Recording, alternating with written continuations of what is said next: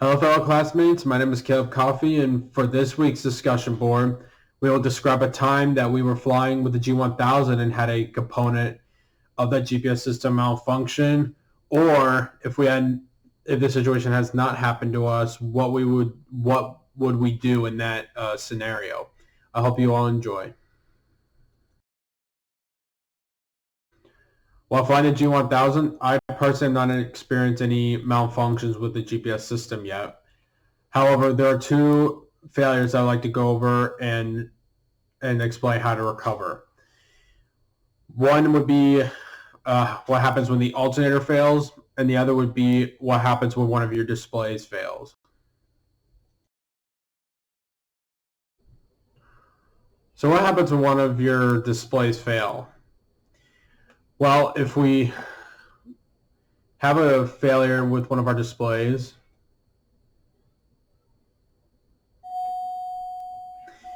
then on the working display, it's going to bring the information from that non-working display to the working display.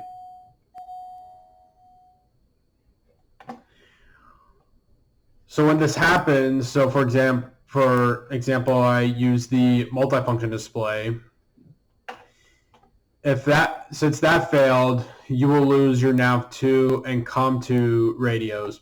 However, if the primary flight display fails, then your com1 and nav1 radios are going to fail.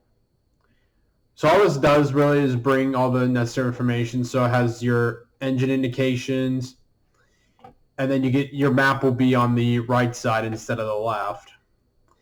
And then your instruments are on here as well. They can also pull up engine information on here. And then if the multifunction display did fail, so I'm going to turn this back on. TOS not available. So for example, if this one failed, all the information from the primary flight display is going to come onto here on the multifunction display. System test okay. And then nav1 and com1 radios will not be working. So what happens when you have an alternator failure? Well, when you have an alternator failure, the battery has about 30 minutes if fully charged to provide power to the essential bus. The avionics buses. And what that does is provide power to the electrical systems. So one way to conserve your battery power is to do something called load shedding, which is turning off unnecessary equipment.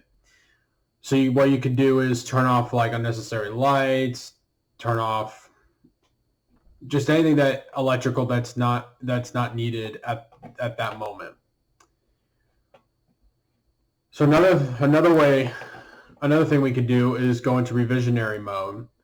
What revisionary mode is having everything on one display. So like we discussed, for if one of our displays goes out, we could do that to save battery power.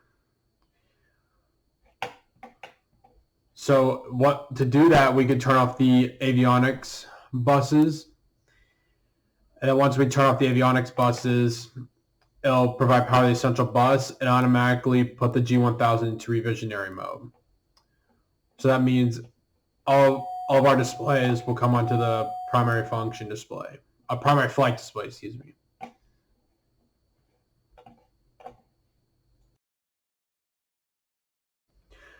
These discussion boards have been a great exercise for me, and I hope they've been useful to all of you as well. I look forward to seeing all your posts for the last time in this class, and I hope you all enjoyed it. God bless.